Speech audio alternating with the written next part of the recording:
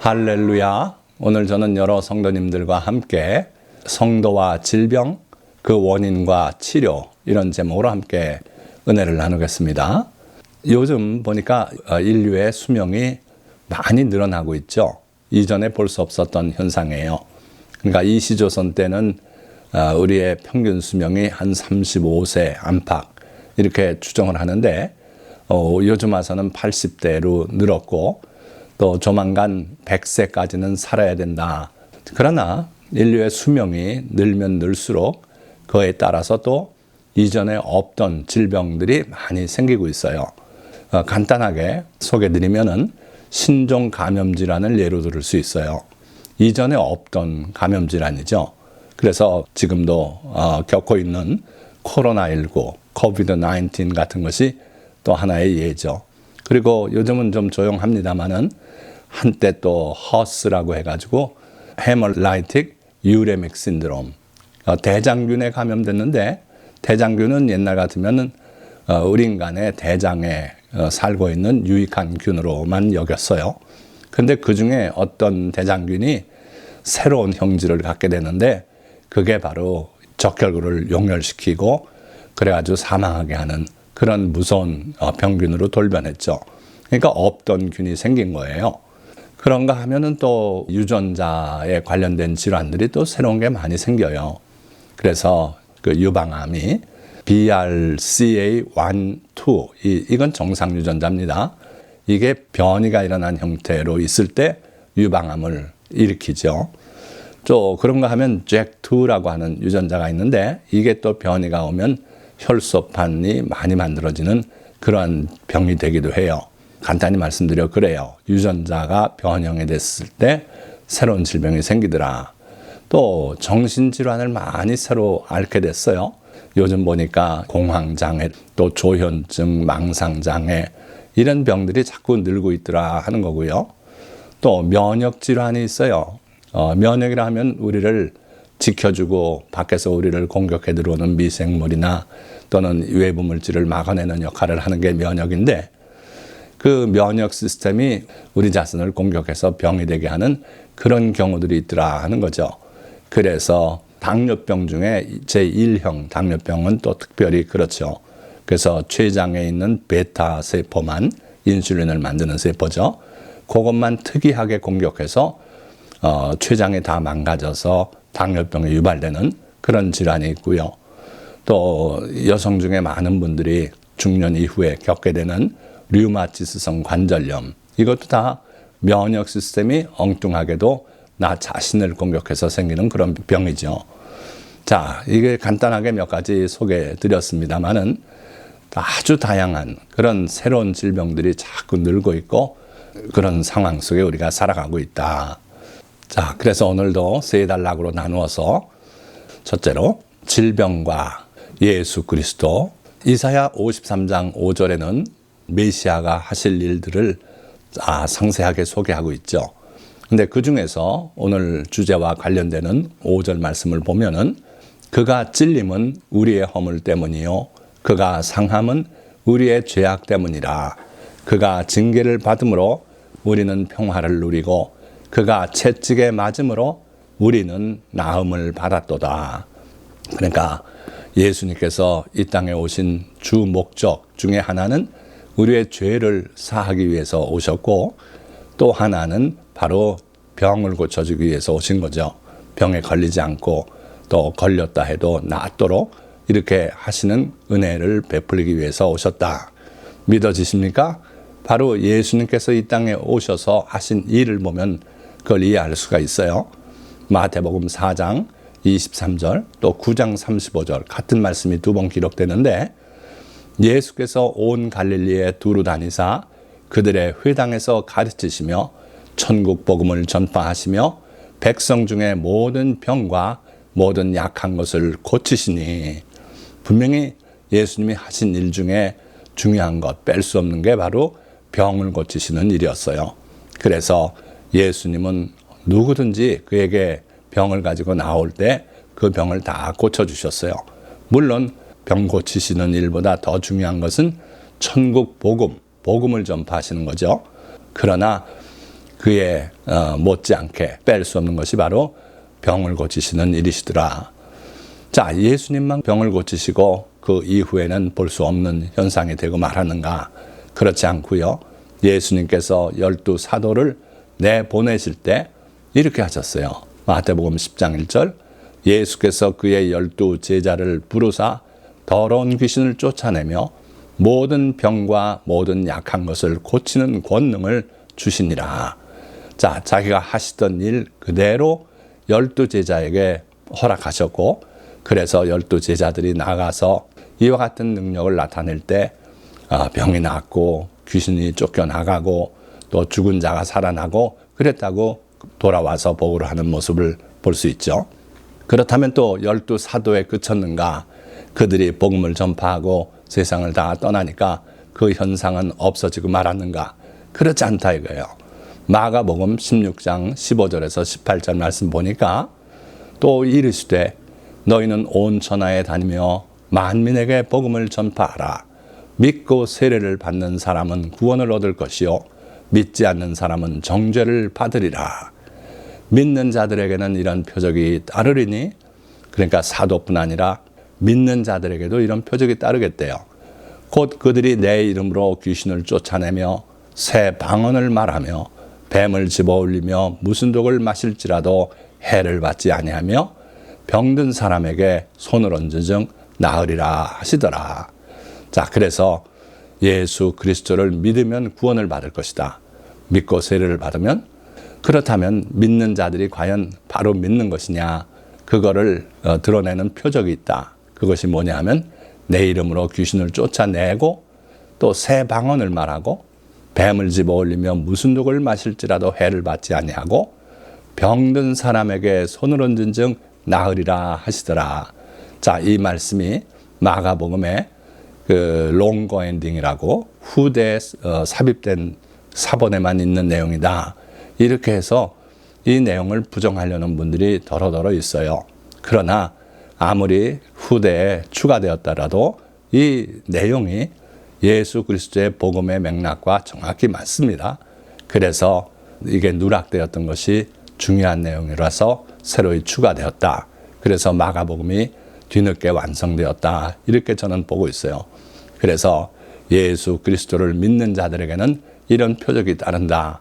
오늘날 그렇지 않은 경우가 참 많습니다. 예수님을 믿지만 냉랭하게 믿고 잘 믿는 줄 착각하고 있는데 결코 이러한 표적이 따르지 않는 것은 뭔가 이상이 있는 증거다. 저는 그렇게 보는 거죠. 왜 그러냐면 저는 이걸 보고 자랐어요. 제가 지금 70이 넘었습니다마는 10대, 60년 전으로 돌아갔을 때 그때 대한민국이 6.25 전쟁의 폐허에서 나라를 재건하고 그리고 가난한 가운데서도 잘 살아보자고 그렇게 애쓰고 할 때 하나님께서 우리 대한민국을 긍휼히 여기셔서 우리 가운데 성령의 역사를 허락하셨고, 그래서 많은 곳에서 예수 그리스도를 믿어서 따르는 표적이 나타나고 있었어요. 그래서 달동네, 가난하게 사는 그 동네에 은혜 받은 분이 기도해 주는 가운데 많은 사람이 낫는 걸 봤고, 또 교회마다 그런 일이 있었고, 또 제 외할머니도 강원도 시골에서 그렇게 귀신을 쫓아내기도 하고 아픈 사람을 위해서 기도도 해주시고 그런 가운데 기적이 나타나더라 하는 거예요. 그러니까 예수님의 이 약속 말씀은 그대로 교회 가운데 있었다. 초대교회도 있었다는 거죠. 그래서 야고보서 5장 14절의 말씀 보니까 너희 중에 병든 자가 있느냐? 그는 교회의 장로들을 청할 것이요 그들은 주의 이름으로 기름을 바르며 그를 위하여 기도할지니라. 그 당시 교회가 이런 분위기였다. 그래서 성령께서 임하셔서 교회가 시작된 이후로 그 성령의 은사 중에 하나가 신유의 은사였고, 그래서 교회 가운데 그런 은사를 실천할 수 있는 그러한 분들이 계셨어요. 그래서 그분들이 많은 병자들을 고쳤고요. 또 교회 장로들, 지금으로 말하면 목사님이나 어떤 특정한 장로님이 될 수 있겠죠. 그들을 청해서 기름을 바르며 그를 위하여 기도할지니라 이렇게 말씀하고 있어요. 그래서 그 당시에는 병자들을 위해서 손을 얹고 기도하고 주의 이름으로 기름을 바르고 기도해서 병자들을 고쳤다. 자, 그런데 교회 가운데 이러한 일이 당연히 있어야 할 텐데 이런 일이 흔히 일어나는가? 참 없다고 할 수는 없지만 드물다, 찾아보기 힘들다. 저도 찾아보기가 힘들고 그래서 참 안타깝다. 그러나 이것이 있어야만 될 것이고 그래야 참된 교회다. 저는 그렇게 믿고 있는 거예요. 그래서 이 야고보 사도의 기록은요, 2000년 전에 임했던 하늘나라의 모습을 우리에게 보여주고 있는 것이고, 제가 어렸을 때 보았던 것, 그것은 60년 전에 대한민국에 임했던 하늘나라의 모습이라고 저는 감히 말씀드리겠어요. 자, 그럼 두 번째 단락, 질병과 죄. 요한복음 5장에 기록된 내용인데, 예루살렘에 있는 양문 곁에 히브리 말로 베데스다라 하는 못이 있는데 거기 행각 5이 있고 그 안에 많은 병자, 맹인, 다리 저는 사람, 혈기 마른 사람들이 누워 물의 움직임을 기다리니, 그래서 간혹 천사가 나타나서 그 연못물을 끓어오르게 하더라. 그때 누구든지 제일 먼저 들어간 사람은 그 병이 다 나았더라고. 그렇게 기록되어 있어요. 자, 그런데 거기에 안타깝게 38년, 38회 된 병자가 있더라 그랬어요. 그때 예수님께서 그를 보시고 일어나서 다리를 들고 가라 이렇게 명하실 때 그가 자기가 누웠던 그 자리를 들고 일어나서 돌아갔더라 그랬어요. 자, 거기서 끝나지 않습니다. 그 후에 예수께서 성전에서 그 사람을 만나 이르시되 보라, 내가 나았으니 더 심한 것이 생기지 않게 다시는 죄를 범하지 말라 하시니, 그러니까 이 사람의 그 38년 동안 앓았던 병은 죄 때문에 생긴 병이다 하는 거예요. 그 사람이 살다 또 그런 죄를 지면 또다시 더 심한 병이 걸릴 수 있다. 그러니까 우리의 병이 죄 때문에 올 수 있다 하는 걸 분명히 보여주는 예죠. 우시야 왕에 관한 이야기입니다. 역대하 26장 16절에서부터 18절 상반절의 내용을 보면 그가 강성하여짐에 그의 마음이 교만하여 악을 행하여 그의 하나님 여호와께 범죄하되 곧 여호와의 성전에 들어가서 향단에 분향하려 한지라. 자, 이 우시야 왕은요, 대단한 왕이었어요. 유다 왕국을 매우 강성하게 했고 그 당시에 북쪽 아람이 유다를 침공해오고 할 때도 다 물리치고 그랬던 왕이에요. 그래서 나라가 강성하여지니까 그의 마음이 교만해졌다 그랬어요. 이게 일반적인 행로가 되기 쉽습니다. 잘 될 때, 우리가 힘을 얻고 할 때 교만해질 수 있어요. 대한민국이 지금 그러한 위기 가운데 들어있지 않나 저는 걱정해요. 그래서 경제력이 뻗쳐나가고 세계에서 추앙을 받고 그리고 K-팝도 유행하고 뭐 여러 가지 참 좋은 일들이 많이 일어나고 있죠. 하나님의 은혜올시다. 하나님께서 우리를 긍휼히 여기시고 5,000년을 늘 시달려왔던 우리를 하나님께서 마지막 때에 들어서 사용하시려고 그렇게 높이시는 줄 믿어요. 그런데 이렇게 될 때 대한민국이 교만에 빠지면 모든 일이 다 틀어지고 말 거예요. 자, 바로 우시야 왕이 그랬어요. 잘 되니까 교만해졌고 교만해지니까 악을 행하여 그랬어요. 그래서 그의 하나님 여호와께 범죄하되, 범죄를 해도 사람에게 범죄했을 땐 용서받을 수가 있어요. 그런데 하나님께 범죄하면 이게 참 어려운 형편에 들어가게 됩니다. 자, 뭔 일을 했습니까? 곧 여호와의 성전에 들어가서 향단에 분향하려 한지라. 이건 누가 하는 일입니까? 여러분들 성전에 들어간다 그러면 당연하게 생각하는 분들이 많은데 이 성전 건물은 아무나 못 들어가요. 단지 제사장들이 하나님이 정하신 일을 하기 위해서 들어가는 겁니다. 그럼 백성들은 뭘 합니까? 성전 밖에서 하나님의 임재를 바라보면서 거기서 경배하고 찬양하고 이렇게 하는 거예요. 오늘날과 달라요. 자, 그래서 왕일지라도 그 성전 안에 들어갈 수 없는데 자기가 교만해져서 하나님을 향해 악을 저지른 거예요. 하나님을 제대로 예배드린 게 아니라 악을 저질러서 성전에 들어가서 제사장만이 하는 향단에 분향하는 일을 자기가 하려고 그랬어요. 그때에 제사장 아사랴가 여호와의 용맹한 제사장 80명을 데리고 그의 뒤를 따라 들어가서 우시야 왕 곁에 서서 그에게 이르되 우시야여 여호와께 분향하는 일은 왕이 할 바가 아니요 오직 분향하기 위하여 구별함을 받은 아론의 자손 제사장들이 할 바니 성소에서 나가소서. 자, 그렇게 감히 말했어요.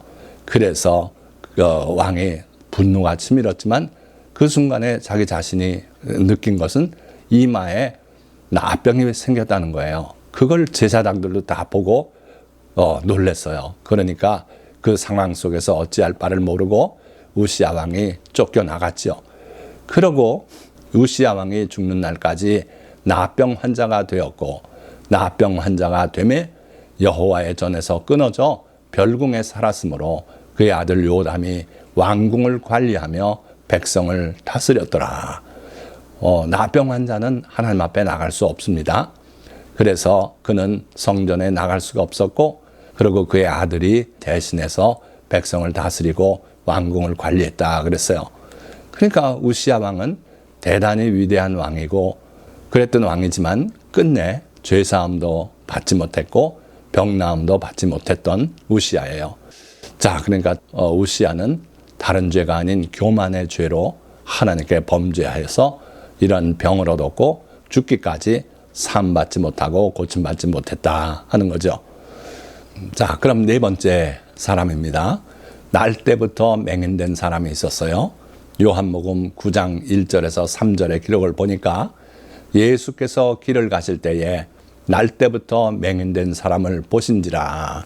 제자들이 물어 이르되 랍비여 이 사람이 맹인으로 난 것이 누구의 죄로 인함이니까 자기니까 그의 부모니까. 예수께서 대답하되 이 사람이나 그 부모의 죄로 인한 것이 아니라 그에게서 하나님이 하시는 일을 나타내고자 하심이라. 자, 맹인으로 난 사람인데 사람들은 다 이것을 죄 때문에 이런 결과가 왔다 이렇게 생각하고 주님께 물어봤어요. 그런데 주님의 대답은 그 사람이나 그 부모의 죄로 인한 것이 아니다. 그에게서 하나님이 하시는 일을 나타내고자 하심이라. 그러니까 모든 병이나 또는 이런 이상이 죄 때문에만 오는 것은 아니다 하는 증거예요. 죄와 무관한 병도 있다는 겁니다. 그럼 마지막 단락입니다. 병 낫기를 위해 그리고 그 후에 할 일은 무엇인가? 열왕기하 20장 1절에서 3절 말씀 보니까 그때에 히스기야가 병들어 죽게 되매 아모스의 아들 선지자 이사야가 그에게 나와서 그에게 이르되 여호와의 말씀이 너는 집을 정리하라 내가 죽고 살지 못하리라 하셨나이다. 히스기야가 낯을 벽으로 향하고 여호와께 기도하여 이르되 여호와여 구하오니 내가 진실과 전심으로 주 앞에 행하며 주께서 보시기에 선하게 행한 것을 기억하옵소서 하고 히스기야가 심히 통곡하더라. 자, 히스기야가 병이 들었어요. 그런데 그 병이 심상치 않습니다. 마침 또 선지자 이사야가 그를 찾아왔어요. 그러면서 하는 말씀이 여호와의 말씀을 내가 받았습니다. 집을 정리하십시오. 이번에 이 병으로 인해서 죽고 살지 못할 것입니다. 자, 끔찍한 사형 선고를 내리고 있는 거예요. 이때 히스기야가 한 행동을 보면 낯을 벽으로 향하고 여호와께 기도하여 이르되 그랬어요. 자, 히스기야가 이사야 선지자를 만나고 있지만 그 앞에는 많은 신하들이 있었을 겁니다. 그런데 이 히스기야가 뜻밖의 소식을 듣고서는 그 신하들을 향해서 대책을 강구해라, 명의를 구해와라 이런 얘기를 하지 않았어요. 낯을 벽으로 향했다 그랬어요. 사람을 다 등지고 여호와께 기도하여 이르되 그랬어요. 그러니까 이 히스기야는요 병을 놓고 그 문제를 해결하기 위해서 의사를 향하지 않았고 하나님을 향해서 하나님께 구했어요. 그리고 또 심히 통곡했다 그랬습니다. 그걸 아주 마음 깊이 받아들였고 그러고 통곡했어요. 그런데 이사야 선지자는 떠나 나와서 자기 처소로 가고 있는데 4절 이사야가 성읍 가운데까지도 이르기 전에 여호와의 말씀이 그에게 임하여 이르시되 하나님께서 다시 또 이사야 선지자에게 말씀하는 거예요. 히스기야에게 돌아가라. 가서 그의 수명을 15년 연장해 주겠다고 일러줘라. 그리고 무화과를 그의 종초에 올려놓거라. 그러면 병이 나을 것이다. 물론 그 무화과를 짓이겨서 발랐든지 그랬을 것 같은데 어쨌든 하나님께서 또 해결책도 일러주셨어요. 그래서 히스기야는 결국은 그 병이 낫고 하나님의 은혜 가운데 15년을 더 살게 되었죠. 히스기야는 하나님께 구하는 그런 사람이었고 그래서 그 병을 고침받았습니다. 반면에 아사 왕의 발병에 대해서 말씀드리겠습니다. 아사가 왕이 된 지, 아사는 히스기야보다 몇 대 앞에 있었던 왕이죠. 왕이 된 지 39년에 그의 발이 병들어 매우 위독했으나 병이 있을 때에 그가 여호와께 구하지 아니하고 의원들에게 구하였더라. 참 안타까운 일이에요.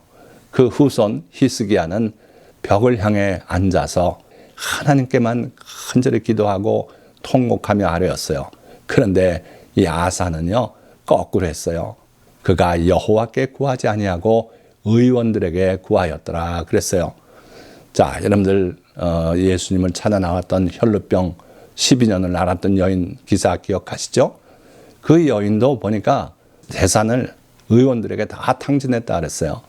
예수님을 알기 전에는 의원들에게 소망을 걸고 그들을 찾아다니며 재산을 다 낭비하고 그러나 탕진한 후에는 소망을 예수님을 향해 맞췄어요. 그래서 뒤로 와서 옷가에 손만 대도 낫겠다고 그렇게 해서 구원받지 않았습니까? 그렇습니다. 때로는 우리 형편이 좋아서 의사 찾아다니고 또 변호사 찾아다니고 이럴 때가 겉보긴 좋은 때지만 하나님의 눈으로 볼 땐 좋지 않은 때예요. 그래서 가산을 다 탕진해서라도 예수님을 만난 그 여인이 한결 복된 여인 아닙니까? 아사는 왕이 돼서 모든 것이 자기 마음대로 되니까 교만하고 하나님께 구하지 않고 의원들에게 구하고 그래서 결국은 아사가 왕위에 있은 지 41년 후에 죽었다 그랬어요. 그러니까 2년 만에 그 발병으로 죽었어요. 만약 아사 왕도 히스기야처럼 하나님을 향해 간절히 구했다면 또 그 병 고침받고 더 장수하고 하지 않았겠습니까? 그래서 아사 왕은 하나님께 구하지 않고 의원들만 의지했던 그런 예가 되고 있다 하는 거예요. 자, 그러면 여기서 한번 생각을 해보시기 바랍니다. 질병 앞에서의 올바른 믿음은 무엇입니까? 약이나 의술을 모두 버리고 주님만 믿고 의지해야 합니까?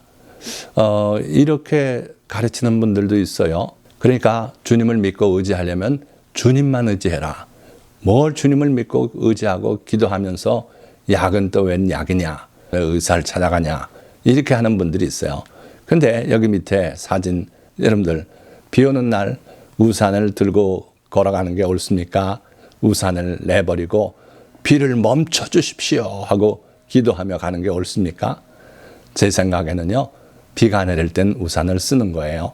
손을 칼로 베었을 땐 빨리 붕대를 메고 그리고 병원을 찾아 의사에게 치료를 부탁하는 게 옳은 자세 아닙니까? 그렇습니다. 자, 여러분들 히스기야에게 이사야 선지자를 통해서 하나님이 명한 내용이 하나 있죠? 뭐예요? 한 뭉치 무화과를 종초에 놓으라. 그래서 그렇게 해서 살아났어요.